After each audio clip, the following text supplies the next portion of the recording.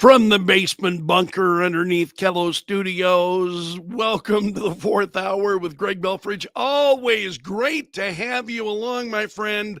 You're going to see my email. Which way? I'm going to point the wrong way. Yeah, right there. See my email address? Right there. We're looking for somebody to help produce the Greg Belfrage Show. If you know anybody who would be interested, have them contact me at that email address. The email address you see right there, have them contact me there. I'll be happy to share information with them. So the search has gone on a little bit longer than I'd hoped, but that's the way it is sometimes. So we keep plugging away, and we're looking for the right person, ideally looking for somebody who knows the show, likes the show, appreciates the show, understands what we do, and would like to be a part of it. I'm always excited to bring a new producer on board. So if you know anybody, please let me know. Get the word out, and that would be of immense help to me. Okay, there's a couple of videos that I got to show you this morning. Peter Navarro, who is the president's trade advisor, I think this guy's like a rock star. Seriously, I want Peter Navarro. He was on CNBC, and it's like, man, you go get me. Yeah. It's like Rocky landing a punch, and you're like, yeah. So I just get all excited because this guy is, I think, incredible. So he's out there talking about the tariffs in these other countries and what we've seen happening. So I want to show you the video from, this is from CNBC, and we're going to jump right in here where he's being asked a question and getting into it. So he's saying that these Trump tariffs are going to help pay for the biggest tax cut in American history, something some of us are very excited about. Here's Peter Navarro on CNBC. Either you're collecting revenues, and that's the goal, or you're negotiating with these countries to get to not just zero, it sounds like anymore, but something very different than that. But those two goals seem to be at odds with each other. Not if you look at it as a movie rather than a snapshot, Andrew. The goal here ultimately is wait for it. Things here. Remember, the president has said early and often. But again, if that's the goal, let me finish the thought, Andrew. Sorry. Why are you interrupting? Okay. Let me finish the thought. The president has said early and often that the best way to avoid tariffs is to just come here and produce. I mean, if you look at our auto industry, right? We're an assembly line for German engines and transmissions right now. That just doesn't make any sense.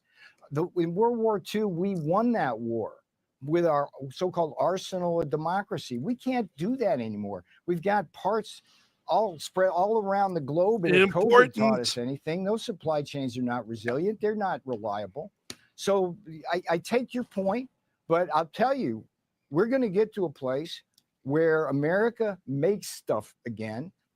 Real wages are going to be up. Profits are going to be up. And look, it bewilders me right now in the sense that if you're just looking at this chessboard, it's the market's going to find a bottom, time to layer in.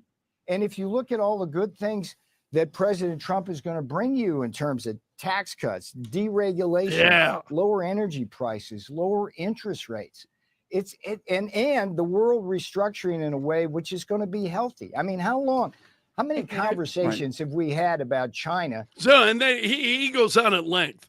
So this is, I love what he's saying here. And I think it's, talking about that, all of this manufacturing that's gone overseas and trying to get that back. And it's going to take some time. And this is what you're seeing happen is that, you give all of those supply chain, basically what the United States has done is given our supply chain away and allowed our supply chains now to go to other countries.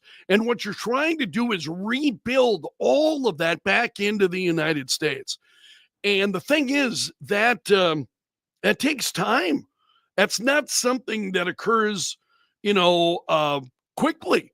It takes a period of time to be able to rebuild all of those supply chains again and back into the United States, because we, for a long time, have been giving those things away. It's pretty incredible. One of the reasons I've stayed on the screen here is you look down the comments on YouTube with respect to YouTubers. This guy is a complete idiot. How do these people get positions of leadership? Well, I see an idiot too, but it's not Peter Navarro. And this just goes on. He's still pushing foreigners pay tariffs bull. Why these shows bring out these straight up liars? Here's the thing: time's going to tell. During the first Trump administration, we saw, time bore these guys out. I mean, as time went on, we saw that, in fact, it was correct.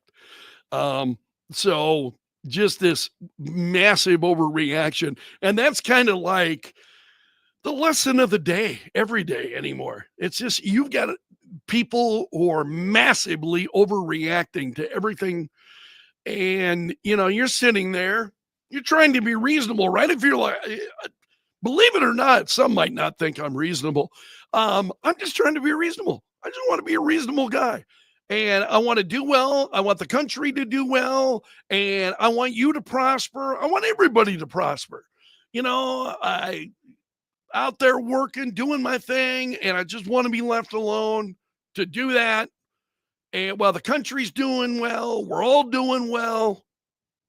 And there are people who just want to be miserable, man. You just want to be miserable. They're down in the mouth. It's like, wow, I really couldn't live my life that way every day.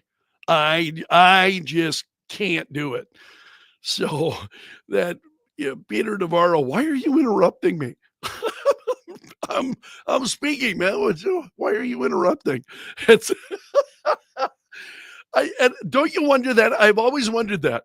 You get these legacy media shows and they get these experts on, and then they want to interrupt them. And it's no different on Face the Nation or Meet the Press or any of those. I mean, in fact, we carried some of those Sunday shows on Kello, and they got so bad that it's like, I mean, we had listeners who were like in a rage. And it's like, you really want to start your Sunday that way? They just don't want to talk. They want to sit and argue with you. It's just absolutely incredible. And there's another one. So Peter Navarro, can I talk? Can I love it. I think that guy's a rock star. You might disagree, but I love what he's doing. I think it's great for the country. I had some interesting emails this morning, and we were talking about the story that I had about, it was like 30+% of people who were hoping that something bad happens. And I can't speak the same way on social media as I do on the air. I have a lot more freedom on the air than I do on social media. So if you were not a part of that conversation, I'll be posting it later. It was pretty fascinating. Got a lot of phone calls, and a number of emails resulted as well. But the number of people are hoping something bad happens to the president as well as Elon Musk. They're hoping that somebody, just not good stuff. And I'm like, where is this? Where is this coming from? So I got a couple of interesting emails. Marilyn sent me an email, and she said, many people in a position of influence over the people have for a long time been doing this. They appeal to the worst part of our nature. Certain people might be capable of doing things that they would otherwise not think about without the encouragement of political leaders, media, and others who want to divide us. So perhaps we need to listen to them less and each other more, Marilyn said. and I appreciated that email. Doug sent me an email. I had a caller this morning who was saying, he was referring, a friend of his had called him an effing idiot, and which to me is like grossly inappropriate, wrong. I don't respond to folks that way.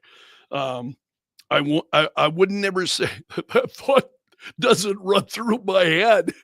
Usually I'm thinking about myself, but that thought will run through my head, but I don't vocalize it. I don't do it. And I had a caller this morning who was talking about somebody who had, responded to him as an effing idiot on social media.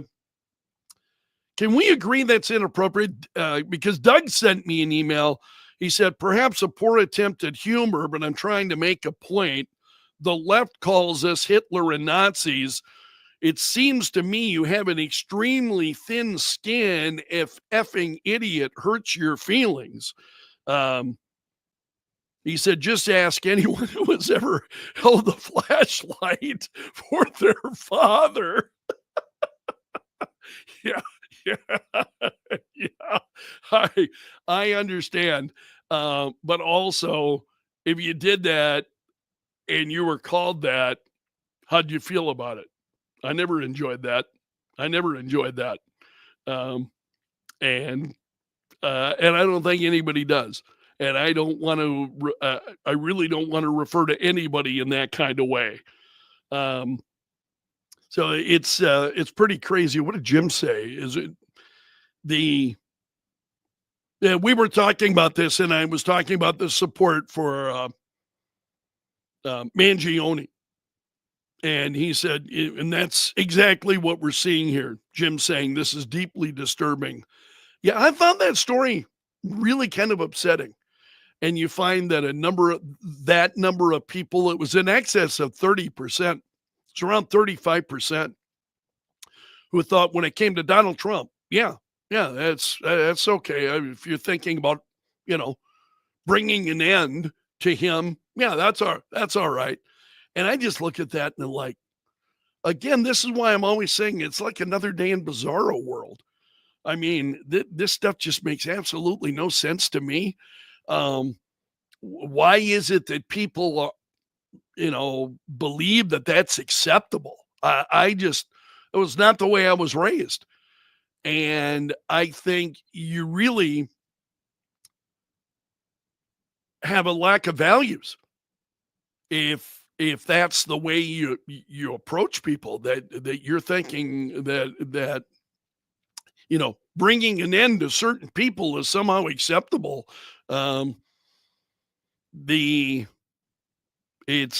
just outrageous to me. So I appreciated your emails. Thank you. You can email me at the address below anytime. I do love hearing from you. Also, there is another JD Vance. This story touched my heart, and I'll tell you very candidly. Part of the reason is, first, I appreciate what JD Vance is doing for his mother, who was an alcoholic. And 10 years, is it 10 or 20 years clean and sober? 10 years, I think. 10 years clean and sober. And we'll start with this, and then I'll share why it's touching me so deeply. So this is JD Vance with his mom in the White House. I'm going to roll this video. It's fairly short, and you can see moments from them at the White House.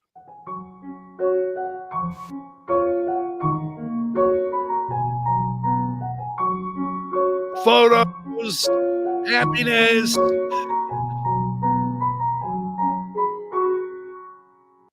Anyway, that was it. So he bringing her to the White House, and it hit me for a couple of reasons. First of all, I think that story is just so uplifting.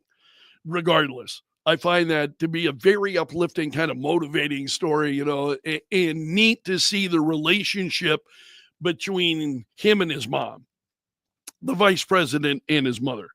And then for me, on a personal level, it really strikes a note because my mom died of alcohol. She was an alcoholic, unfortunately, and wound up destroying her liver and took her life. And I've talked about that a lot over the course of the years.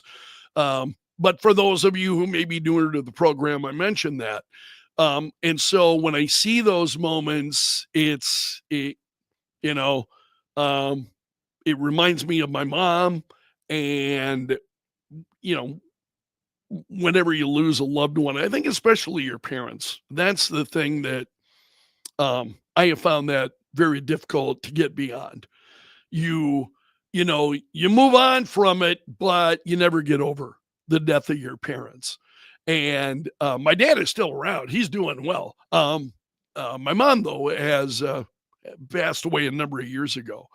And when I saw that, I thought, how cool. And again, with his mom beating alcoholism for 10 years sober, and them then being able to celebrate that with their family, that's unfortunately not the path that I was able to walk with my mom. It would have been wonderful, but it was just not to be.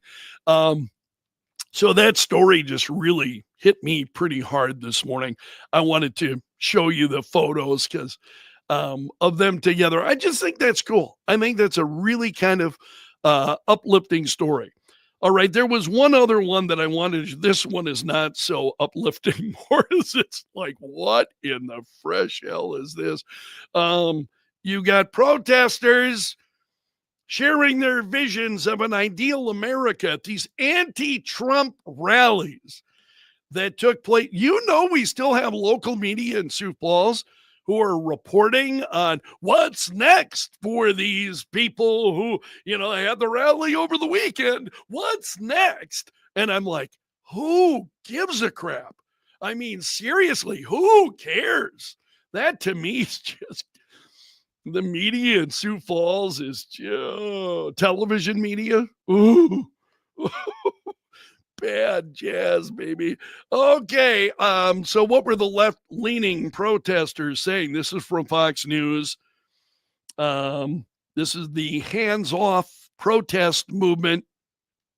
And I listened to some of this and it just makes me shake my head. For me, an ideal America is one where people can protest like this and have their voices heard. Okay, I'm with you. And they are the ones who are running the country, not somebody who's taken over the country and no longer allows the First Amendment to be spoken.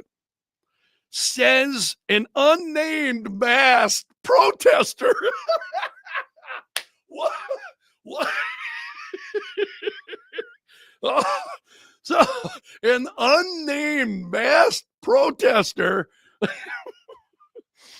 So as somebody who's on the air every day, giving plenty of opinion, seeking yours, airing a lot of opinion, whether it's mine or others, and by the way, you notice I'm not wearing a mask. I wish I could say that I was. I'm not wearing a mask, but why? Where do these people come from? So another one echoed the sentiment about freedom of speech, saying in an ideal America, no one is concerned about their right to free speech.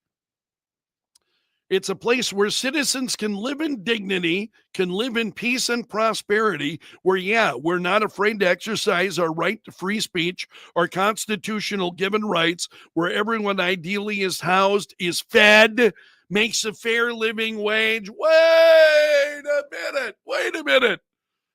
Is housed, is fed, that the government's responsibility, or is that your responsibility to take care of those things? See, this is where that's just craziness. Yeah, time to trim the beard there, buddy. The others told Fox News Digital they are prioritizing social values like diversity. Yeah. Where is social values found in the Constitution? Where is diversity or LGBTQ plus, right? Where do you find that? So this is a resident of Manhattan diverse, which is a bad word these days. Women have rights and freedom, and we live in peace. Yeah, women do have rights and freedom. Absolutely.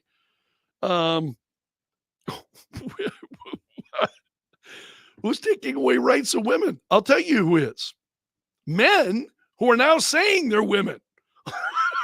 Those are the ones that are taking away rights of women. And where do they come from on the political spectrum, generally speaking? It's just crazy, man. Mary, a protester from Queens, said her ideal America included civil rights, gay rights, enough food and health care for every single person, and the right attitude toward other countries, a helping attitude. Wow, what kind of Pollyannish view of life is that in America? I'm all in favor of civil rights, gay rights, enough food and health care for, yeah, I would love to see enough food for every person. Not the government providing it, families providing it. See, this is part of the problem. Start the destruction of the family, and then you get away from families taking care of each other. And if you have somebody who needs some help, being able to do that instead of the government. That's the difference. That's what has happened in this country is we have had the government fulfilling that role for so long that families no longer do it. Families, neighbors, communities. I shouldn't say that they no longer do it. They do. And in fact, I share some good news on the air each day of people who are doing exactly that. But we surely do not see it in the numbers that we used to see it in this country, because that's the thing about the government. You become reliant on the federal government. You rely on the federal government to do these things and to do it for you. And I really, if there is a message to my life, it's that I would hope it's about being independent and fending for yourself and be out there and be working and making your own way in the world and doing what's best for yourself and your family and your community and giving back to your community and all of those things, rather than the government distributing all of those things. That's just not who I am, much to the chagrin of some of my family, I think. All right, that's a wrap from the bunker today. If you made it this far in the video, you are part of my gallery of champions, and I thank you for being here. Again, if you'll hit that like button before you leave, I'll be especially grateful. So long until tomorrow. I'm underground. I'm gone.